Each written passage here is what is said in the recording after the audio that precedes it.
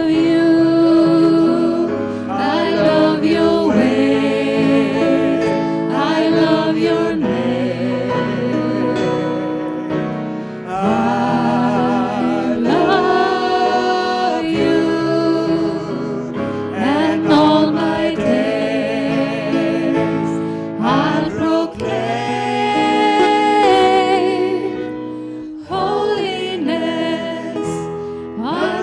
Jesus,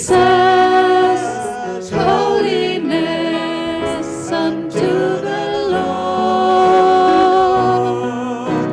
holiness unto Jesus, holiness unto the Lord, holiness unto Jesus, holiness unto the Lord, holiness unto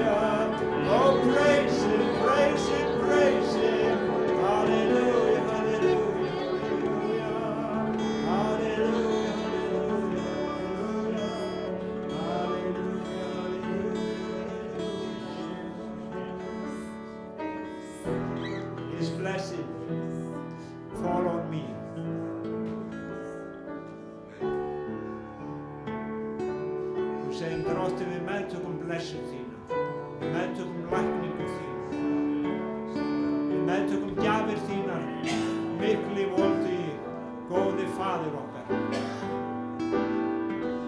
Takk Jesús, takk Jesús, takk Jesús.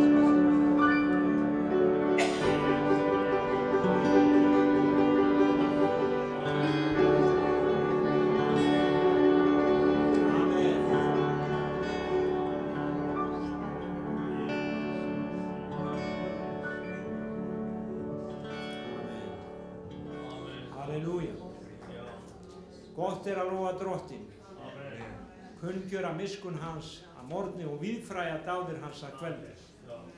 Drottinn, við þökkum þér fyrir orðið þitt sem við tökum nú í Jesú nafni. Amen. Amen. Gjörðu svo vel, Snorri.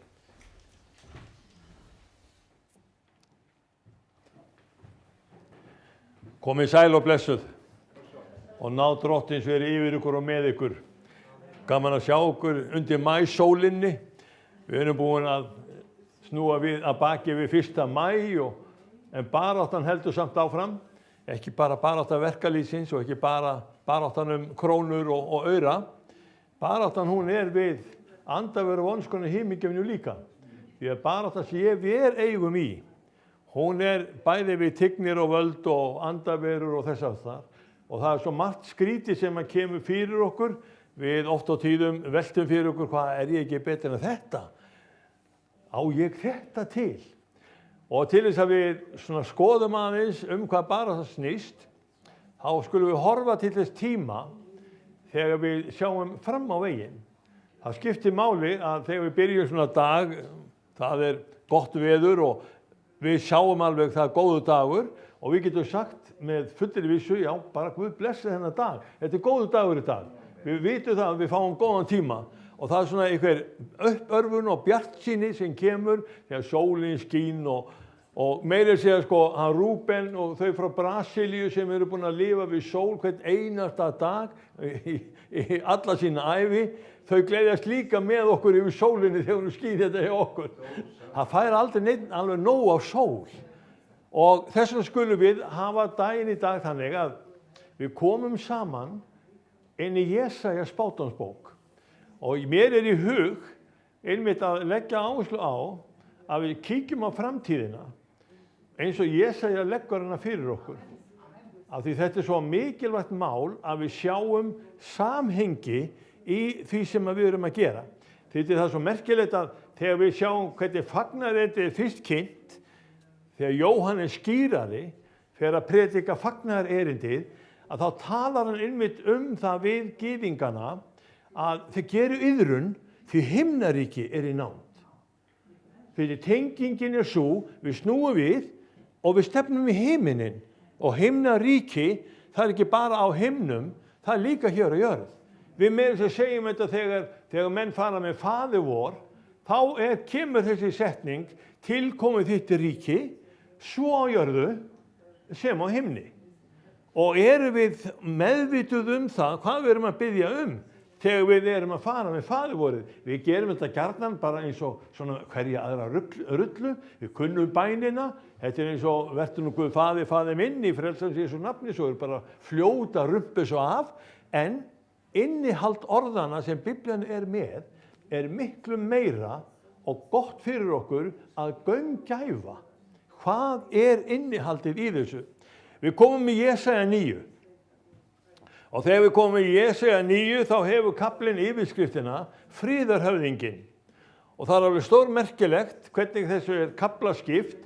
Jesaja skrifaði ekki Friðarhöfðinginn, það voru þeir sem að þýddu Biblíuna og fóru að finna efnisþættina sem að voru í hverjum einum kafla og Friðarhöfðinginn sem kynntur fyrir okkur í Jesaja 9, það búið að nefna hann áður í Jesaja 7, en við sleppum þeim kafla, og það segir við okkur, eigi skal myrkur vera í landi því, sem nú í nauðum statt. Fyrrum lét hann vansæmt koma yfir Sebúlons land, Naftaliland, en síðar meir mun hann varpa frægð yfir leiðina til hafsins, landið hinum með Jordanar og Galileu heiðingjanna. Og þetta svo athyglisverður þáttur, þegar við komum inn í þennan þennan kafla Galileu heiðingjana og það sem hvernig ástandið statt þegar Jesaja að tala það myrkur sem grúir yfir landinu, ekki bjartsýni. Og það ekki von, ekki mikil von hjá gyðingum þegar Jesaja talar þetta. En hann bendir þeim á að það breyting að verða og hann hvetur menn til þess að snúa við frá þessu sem svona myrkur, þrungi, niður þrykkt eitthvað og í það að við skoðum þegar sólin skín, þegar dagurinn birtist, þegar góður tími kemur. Núna stöndum við frammi fyrir einu mjög merkilegu atriði og ég ætla að fá að sýna ykkur aðeins sem var mér til bara kennslu. Það var þannig að við heyrðum það daginn að nú bara gengur ekki að nota Landeyjahöfn. Hún bara lokuð og það alveg sama hvað verkfræðingarnir segja, hvað þeir eru búin að reikna, bara Landeyjahöfn lokuð. Bara náttúran hún hefur snúist þannig að bara vindar þeir blása sandinum bara inn í höfnina og austufallið með suðurströndinni, það ræður engi við það. Það bara stöðugur svona 6 til 8 mílna straumur sem grípur sandinn og bara fer með botninum og skilar sandinum inn í höfnina. Svoleiðis að verkfræðingarnir, þeir bara segja, hvað í raun og veru að gerast? Það ekki nema von að þeir standi gapandi vegna þess að það hefur enginn reynt að búa til höfn við Landeyjar nema okkar kynslóð. Þetta bara ný tilraun og menn að sjá, þetta bara ekki að ganga upp. Hvað á að gera? Og gyðingarnir, þeir hafa staðið frammi fyrir svipuðu vandamálum, þeir reyndu að gera Guðs vilja og þeir reyndu að vera Guðs þjóð, en það var eitt og annað sem þeir sýndu af sér. Hegðunarmynstur gyðinganna var ekkert endilega að þeir veru betri öðrum mönnum. Það var eitt og annað sem kom inn hjá þeim, það ringdi inn, það blés inn, það var ekki þétt í húsinu og svona getur við haldið áfram. En hvers vegna eru Vestmannaeyingar að standa í svona málum í dag? Ég sá þetta, það kom frétt, það voru 3 fréttir í Morgunblaðinu á 50 var. Og þá gerir þetta að það eru allir búin að segja upp gistingu, þeir komast ekki til Vestmannaeyja, Puffin Run, það lagt niður og það bara, þeir sjá það að veitingastaðir tæmast, gististaðir tæmast, það enginn að koma. Og vitið þið, á þessu ári eru 100 ár frá því að Bethel fór að predika í Vestmannaeyjum, gjörið iðrun, látið Guð stjórna málum. Á þessu 100 ára afmæli, þá erum við að sjá þetta. Með þess að höfnin virkar ekki. Og svo merkilegt að þeir segja að það svo erfitt ástandi í þessum atvinnumálum og samgöngumálum að það þarf að hafa nokkuð stóra grein í Morgunblaðinu þetta óviðunandi ástand. Og þetta var ekki það sem átti að fylgja Landeyjahöfn. Það átti að opna á leiðina, það átti að koma blessun, það átti að verða samgöngubót og meðan hún virkaði, það var bara mjög gaman að keyra í Landeyjahöfn, taka Herjólf, þá fekk maður bæði góða bílferð og svo var sigling og svo var hægt að koma tilbaka og þetta var svo flott sumarfrí yfir einn dag. En svo kemur þetta líka landa síður afla í Vestmannaeyjum. Hver hefði trúað því fyrir 100 árum að bátarnir sigldu fram hjá eyjum og lönduðu frekar í Hafnarfirði eða Þorlákshöfn eða jafnvel Grindavík og við erum komin í samkeppni við Grindavík að landa aflanum. Hvað veldur? Hvernig stendur á því að þetta bjarta og flotta sem við ætlum að ákveða, það bara allt í einu virkar ekki. Og Jesaja, hann einn af þeim sem sá eitthvað lögmál í þessu andlega veseni eða andlega lífi hjá okkur að stundum var myrkur sem grúði yfir landi náttmyrkrana. Og þó þetta land Ísraels og hann segir bara fyrrum lét hann vansæmt koma yfir Sebólasland og Naftaliland en síðar meir mun að varpa frægð yfir leiðina. Svoleiðis að það var ákveðin von sem að Jesaja var að predika og það ákveðin von sem að við getum sagt við Vestmannaeyinga Guð ennþá Guð. Guð ræður ennþá við hafstrauma. Guð ræður ennþá yfir veðri og vindum. Eru þeir komnir til þess að fara í kirkjuna og biðja Guð, gefðu nú logn, gefðu nú leiði, gefðu nú að við fáum að njóta tilverunar hér. Og við erum ekkert endilega vissu það að Vestmannaeyingarnir, þeir hrópi og kalli á Guð og almáttugan og biðja hann ásjá, því að það er miklu meira það að Vestmannaeyingar, þeir mæta á þjóðhátíð, heldur en mæta í kirkju. Það er allir búin að lofa því að gera Jesúm Krist að leiðtoga lífsins og þeir meira sér að kirkja stígur fram og hún blessa þjóðhátíð í Vestmannaeyja og við endilega það sé allt saman blessa þar, sama hvernig menn haga sér. Og Biblían nefnilega tengir saman hegðun okkar, hún kemur niður á okkur sjálfum. Hegðun okkar er eitthvað sem að við ráðum valla við. Það kemur þrýstingur utanfrá, tökum bara þátt, verum bara með, höfum bara gaman, gerum þetta svona, gerum þetta öðruvísi og við ráðum ferðinni svolítið mikið sjálf. Svo tala Jesaja við Ísraelsmenn, þeirra sem búa í landi náttmyrkranna og eru í erfiðleikum og þið sjáið andstæðuna sem kemur, svo segir hann, sú þjóð sem í myrkri gengur, sér mikið ljós. Yfir þá sem búa í landi náttmyrkranna skín ljós. Þú eykur stóru fögnuðinn, þú gjörir gleðina mikla, menn gleðja sig fyrir þínu augliti eins og þegar menn gleðjast á kornskurðatímanum, eins og menn leika fögnuði þegar herfangi er skipt og Jesaja veit alveg að maðurinn vill geta glaðst. Hann vill hafa gleðina yfir sér. Svo segir hann við þá, því að hið þunga ok hennar, stafinn sem reið að herðum hennar, brott rekstramannsins, hefur þú í sundu brotið eins og á degi Mídíans. Hvaða rekstramaður er þetta sem hefur staf sem verður brotinn? Rekstrarmaðurinn sem að hér er verið að vísa til, við köllum það svona í daglegu tali dauðinn. Menn ráð ekkert við dauðan. Dauðinn kemur þegar síst skildi, þó við segjum, já ég er nú orðin 75 ára, eða ég er orðin 85 ára, eða ég er orðin 92 ára, dauðinn kemur samt alltaf eins og óvart. Og við segjum, þetta var bara búið. Já, það er búið.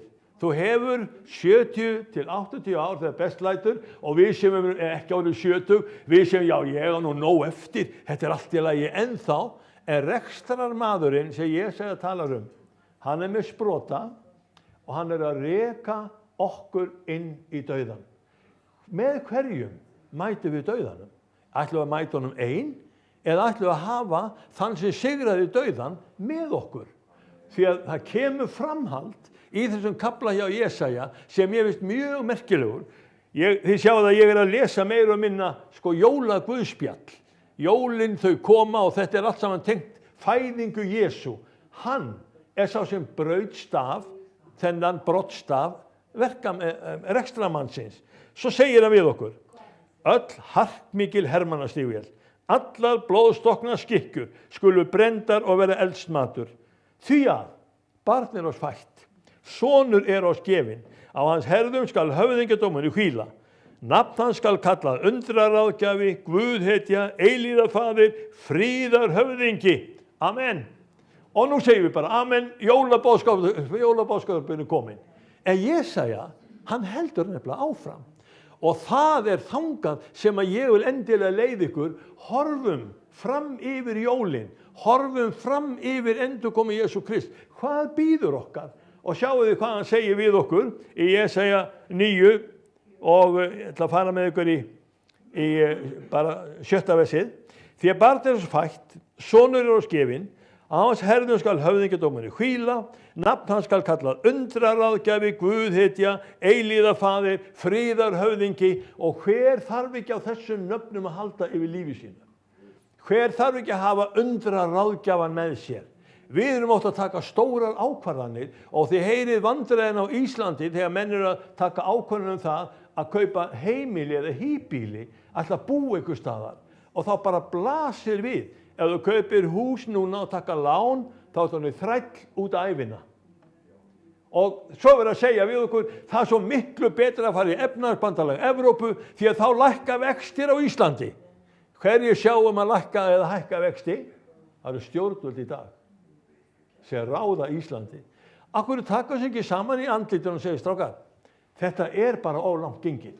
Nú bara lækkum við vexti. Nú bara göngum við í það að laga fjárhag landsins. Þetta allt í okkar höndum, meira og minna. Svo ég held að það sem að Jesaja að ýta að Ísraelsmönnum, það sé boðskapur sem á erindi til Íslands í dag. Hver getur lagað Landeyjahöfn? Verkfræðingarnir eru búin að gera sitt, en þeir ráða bara ekki við strauma eða sandburð. Og við sjáum alveg bara veður og vindar. Hver var aftur sem gat stjórnað því? Hver gat sagt við vindin, þegið þú, og við öldurnar verið rólegar? Má ekki hleypa honum að? Ættu ekki Vestmannaeyingar að segja, heyrðu, það þarf nú að laga Herjólf, það þarf að laga og bara hefla veginn upp í Landeyjahöfn, bara biðjum Guð að gefa okkur góða vinda og góða strauma. Leifum þessu að fara samkvæmt góðu náttúrufari, því að sá sem undraráðgjafi, Guðhetja, eilíðarfaðir og fríðarhöfðingi, við þurfum að fá hann með okkur. Þetta var það sem Betel fór að boða Vestmannaeyingu fyrir 100 árum. Hvernig hafa Vestmannaeyingarnir farið með eða farið að? Já, þessi sértrúarsöfnuður, já, við erum ekki að hlusta á þá, þetta svona öfgalið, þið vitið, og þið finnið þetta alveg sjálf. Við erum flokkur sem öfga eða eitthvað þess áttar sem fer á móti það sem við köllum almenningsálitið. En hvenær hefur almenningsálitið í þessari helgu bók verið með Guði og stutt trúna á Guð almáttugan? Við erum að sjá þetta í gegnum alla reikningarnar, alveg sama á hvaða tíma það er. Meira segja þegar Ísraelsmenn voru að fá þá von að þeir eru leystir úr þrældómi í Egyptalandi. Hvernig brugðust þeir við? Móse og Aron, þeir eru alltaf illa þokkaðir. Björgunarsveitin sem á komin til þess að bjarga þeim úr þrælahúsi í Egypta. Af hverju voru illa þokkaðir?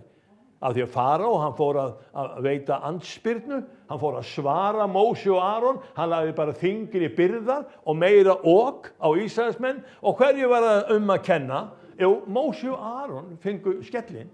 Þetta þeim að kenna. Þeir fóru fram á einhverja bætur eða fóru fram á það við færum út í eyðimörkina, og Farao, hann ansaði eins og hann vildi. Hann vissi bara ekki hvað stóð fram fyrir honum. Hann vissi ekki að þetta myndi þýða það að hann myndi missa sinn frumgetna son. Þannig að það var afskaplega erfitt sem að kom fyrir hann. En Jesaja, hann að tala til þessara þjóðar sem hann var búinn að vera eins og í andstöðu við almáttugan Guð, þó þessi þjóð hafi verið útvalin af Guði og hún bar ávöxt Abrahams að Guð, hann var Guð þeirra vegna Abrahams, Ísaks og Jakobs, ekki vegna góðra verka. En af því að þeir voru komnir af þessum afkomendum eða af þessu fólki, Abraham, Ísak og Jakob, að þá veitti Guði mikla náð. Og hann gaf þeim eins og brautargengi og gerði söguna eins og hún vegna þess að hann var að auglýsa sitt eigið nafn. Nú Jesaja með nákvæmlega sama. Hann að auglýsa nafn Drottins Guðs og hann að benda okkur á hvað fylgir því að við gerum Jesúm Krista fríðarhöfðingja, undraráðgjafa, Guðhetju og eilíðarföður. Mikill skal höfðingjadómurinn verða og friðurinn engan enda taka á hásæti Davíðs og í ríki hans. Hann mun reisa það og efla með réttvísi og réttlæti héðinni frá á eilífu. Vandlæting Drottins allsherjar mun þessu til vegar koma. Og við getum séð að framhald af þessum boðskap í 11. kapitúla Jesaja, þegar Jesaja að tala ríki Messíasar, og það afskaplega athyglisverður þáttur. Messías kemur og við vitum alveg að hann kom til þess að deyja. Dauðinn var bara það sem að framundan var hjá Jesú Kristi. Hann kom til að deyja fyrir þína og mína synd, en það var svolítið meira sem að hékk á spýtunni. Hann var ekki hættur, því það kemur fram í Jesaja 11 þegar hann segir, skulum fara í 5. versið, réttlæti mun verða beltið lendar hans og trúfesti beltið mjaðmir hans. Þú veist, hann ætla að breyta þessum kringumstæðum. Þá mun úlfurinn búa hjá lambinu og pardustýrið liggja hjá kýringnum. Kálfar, ungljón og alifé ganga saman og smásvinn gæta þeirra. Kýr og birna mun vera beit saman, kálfar og húnar liggja hvorir hjá öðrum og ljóni mun eta sér naut. Brjóstmylkingurinn mun leika sér að hólu til nöðrunar, barnið nývan eða brjósti, stinga hendi sinni inn í bæli hornormsins. Hvergi á mínu heilaga fjalli munum menn illt fremja eða skaða gjöra, því að jörðin er full af þekking á drottni, eins og djúp sjávarins er vötnum hulið. Og sjáu þið hvaða kringumstæður er verið að draga upp. Sjáu þið tilveruna sem er komið hérna í spádóm Jesaja spámanns, 11. kapitula. Jólabóðskapurinn, hann hefur innifalið í sér, fyrst kemur Jesús, líður og deyr, og svo mun hann stofna sitt himnaríki. Og það var akkurat það sem að lærisveinarnir sögðu í upphaf apostolasögunnar, muntu á þessum tíma reisa ríkið handa Ísrael. Og þá sagði Jesús ekki það yðar að vita tíma eða tíðir sem faðirinn setti á sjálfsins valdi.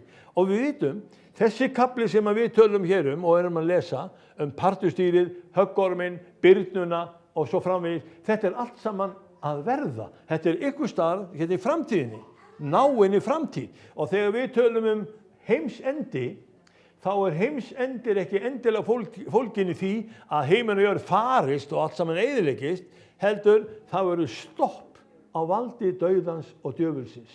Það verður gert stopp á því ríki þar sem að ranglætið er. Þið vitið alveg hvernig þetta er oft á tíðum með okkur sjálf. Meira að segja, þegar þú ert að skjóta máli til Hæstaréttar, það er ekki alveg öruggt að Hæstiréttur dæmi þér í vil. Það eru alls konar agnúar sem er til í lögum sem Hæstiréttur fer eftir og svo getur Hæstiréttur sett í dóminn, við dæmum þetta samkvæmt dómvenjunni. Og þá er það ekki lengur að dæma samkvæmt lögum, það er bara samkvæmt dómvenju. Þá ræður maðurinn. Þá er maðurinn sjálfur mælikvarði. Og er maðurinn réttlátur? Nei, því miður. Við höfum bara ekki mannfélag og þjóðfélag sem er réttlátt. Af hverju erum við enn að minnast þess að 1. maí, þá þurfum við að minna á kjarabaráttu. Var ekki verið að skrifa undir samning fyrir 2 árum og þeir ætla að vera svo mildir og sniðugir hjá verkalýðshreyfingunni að biðja ekki hæstu laun, heldur bara svona sanngjörn laun. Svo er þetta bara hirt af fólki. Það koma hái vextir, þeir hækka leiguna, þeir gera þetta, þú þarft alltaf að fara að borga kílómetragjald, það ræðist ekkert við bensín eða olíuverð og menn bara fórna höndum og segja, hvað er þetta að gera? Og það er það sem hefur verið vandræði í mannlegu samfélagi undanfarnar aldir. Það hefur alltaf byggst á því að við búum til þræla. Við búum til neðstu stéttina sem þrælar fyrir hina. Og það byggir allt á því að einhver er þræll og hann þarf að líða skort en hinir þeir fá að njóta tilverunar. Þess vegna kom til dæmis fram kommunismi og alls konar ismar og stefnur sem menn eru með. Jesaja, hann sá þetta, að það var ekki réttlæti sem myndi ríkja. Og í 11. kapitula, Jesaja, þá er hann einmitt með þennan vonaríka boðskap fyrir okkur, réttlætið með vera beltið lendar hans, trúfesti beltið mjaðmir hans. Það er það sem við þurfum að fá. Er þetta ekki bara dásamleg von sem við eigum hérna í okkur? Sjáum líka, ég ætla að fara með ykkur inn í Jesaja 60.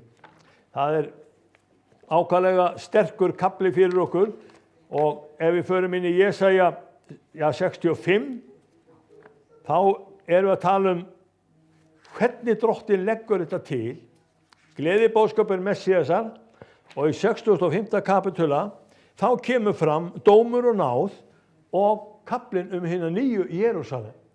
Jesaja er í þrígang búinn að boða okkur það ríki sem framundan er þegar Jesús Kristur er kominn aftur. Og þangað erum við að fara, kæru systkini. Við mögum ekki gleyma því að það er ofta ógn og skelfingar sem þið heyrið Það eru alls konar fréttir sem benda okkur á það að það er ekkert örugt í heiminum. Við erum ekkert endilega vel sett hvað það varðar, en fyrirheit Guðs, lofur Guðs, þau eru komin í ritninguna til þess að þú fáir að upplifa þau. Og það er það merkilega við þetta, að þegar Jesaja talar þetta, þú veist, hann er 600 árum fyrir Krist, að þá er Jesús Kristur að taka undir þetta og við erum að upplifa þetta. Þetta stendur núna fyrir dyrum hjá okkur.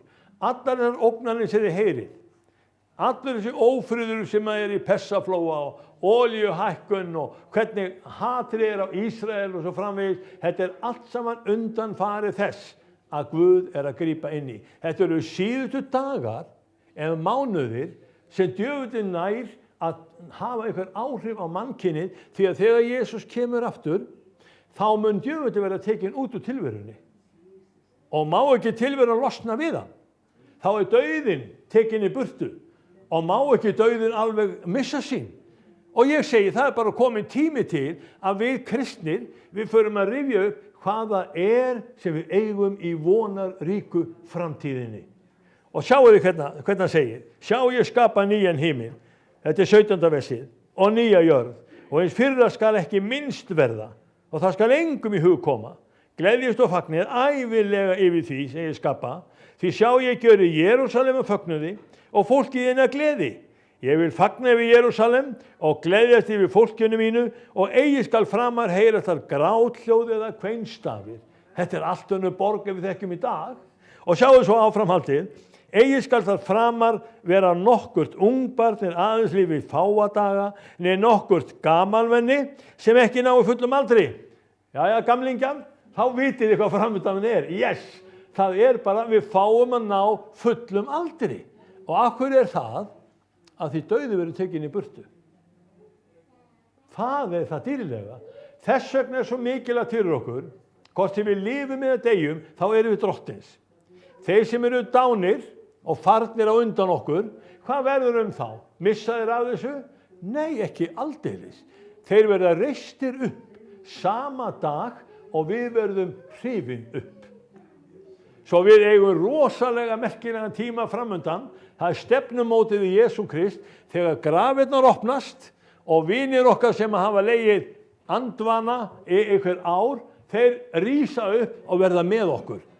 Boðskapur Biblíunnar einmitt fólginn í þessu. Þetta var það sem að Jóhannes skýrari var líka að predika þegar hann sagði við gyðingana, gjörið iðrun, því himnaríki í nánd. Gjörið iðrun. Þetta það sem við þurfum að segja við hvert annað. Þetta það sem þarf að hljóma hér í Keflavík. Þetta þarf að heyrast í Vestmannaeyjum. Gjörið iðrun. Snúið við. Biðjið Guð að laga náttúruna svo þið getið siglt í land. Svo aflinn komi aftur til lands. En gera þeir iðrun. Snúið við. Gefu Guð þeir náð.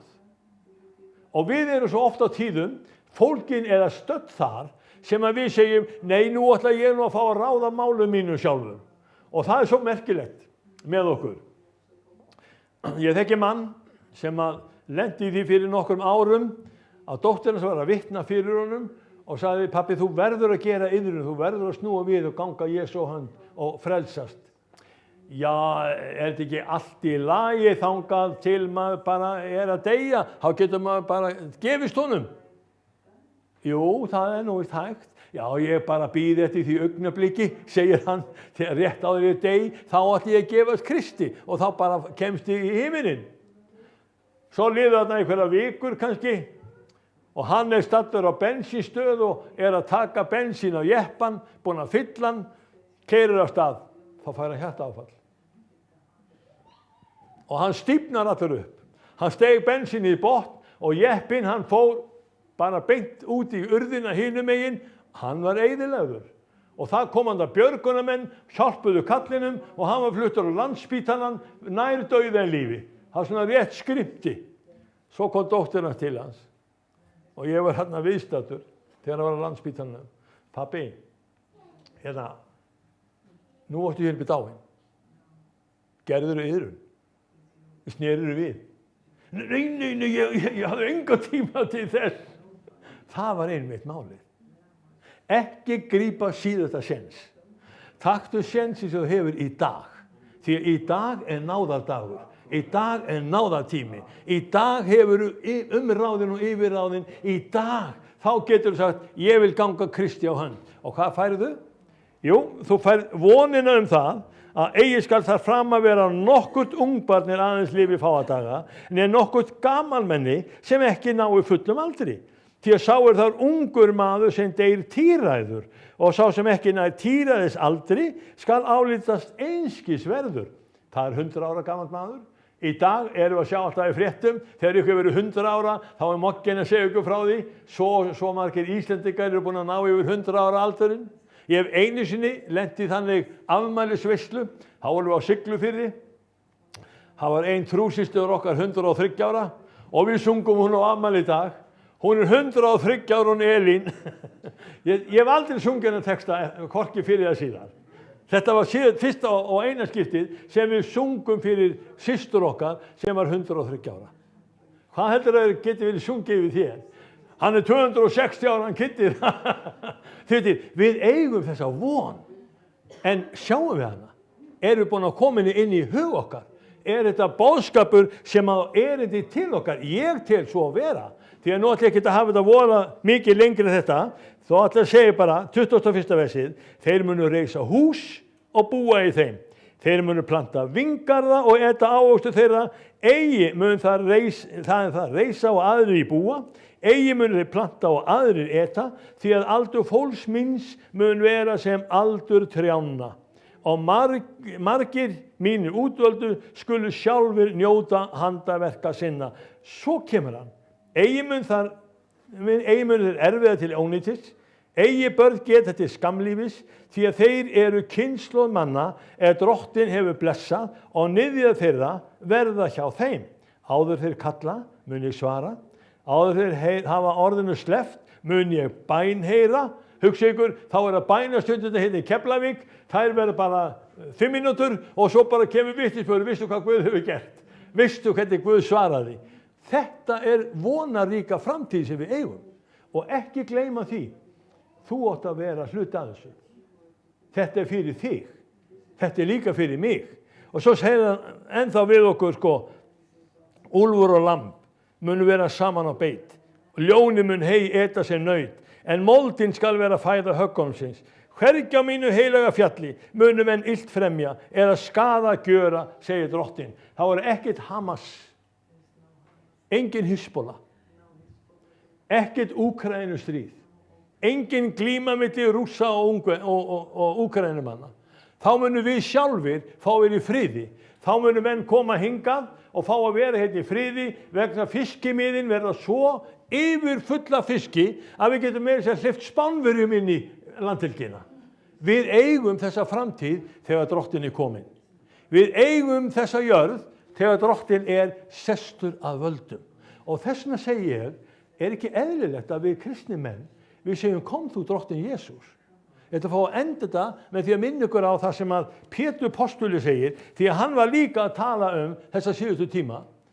Öðru Pétursbrefi, 3. kapitula og 10. vers, þá talar dag drottins og það svo stórmerkilegt hvernig postularnir og Jesús og spámennir voru allir sammála þetta atriði sem kemur hérna fram. Hvað segir Símon Pétur? Hann að tala við heiðingjana, hann að tala við gyðingjana, hann að tala við þá sem lesa.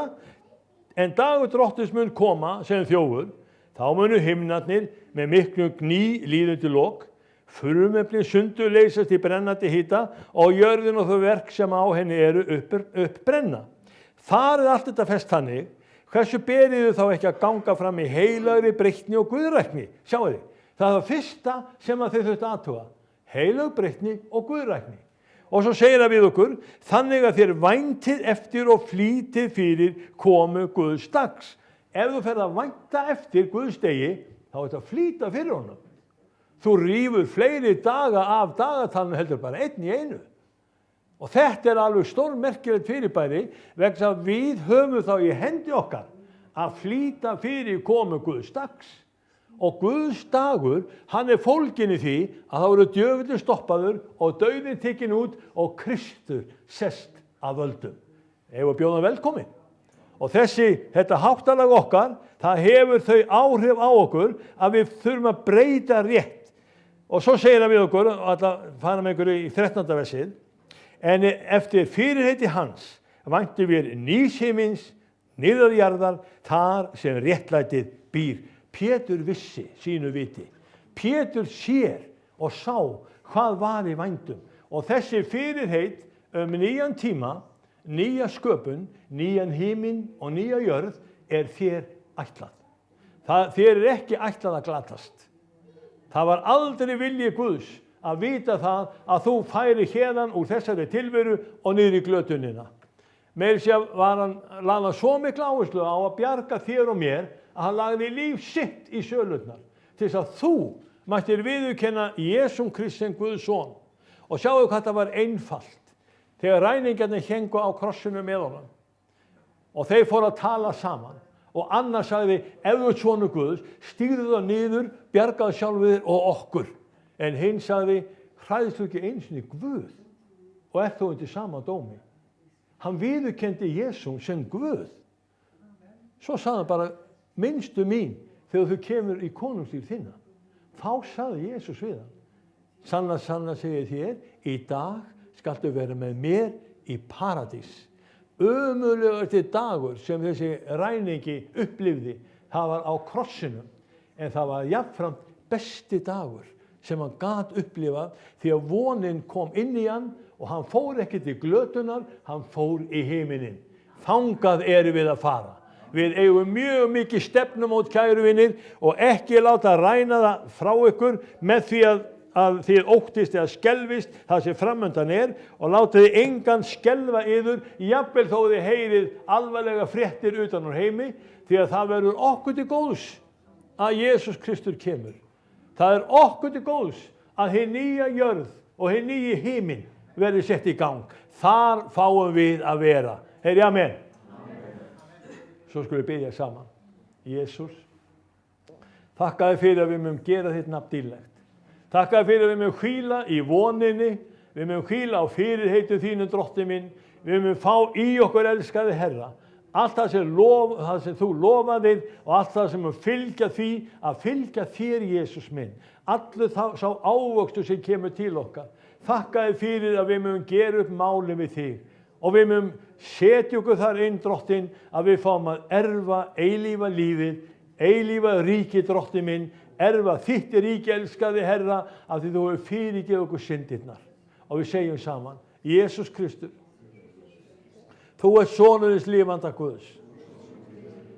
Fyrirgefðu mér syndir mínar og undirbúðu mig fyrir vonaríka framtíð. Því hjá þér hana að finna örugglega. Í Jesú nafni. Amen. Og ná Drottins Jesú Krist, kærleiki Guðs og samfélag heilags anda veri með ykkur öllum. Í Jesú nafni. Amen. Gjóðsvel kýtti minn. Amen. Að syngja eitt söng núna og síðan ætlum við að ganga að borði Drottins. Og Biblían talar að þetta borð Drottins og ef við komum að borði Drottins þá hann þar.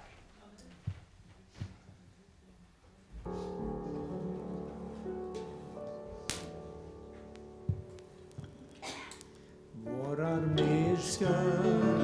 Þeir tók hann á sig, fyrir hans beljar við heim. Við eigum líf í nektum, frelsi og frið, fyrir blóðið sem rann á Golgata. Vorar miskja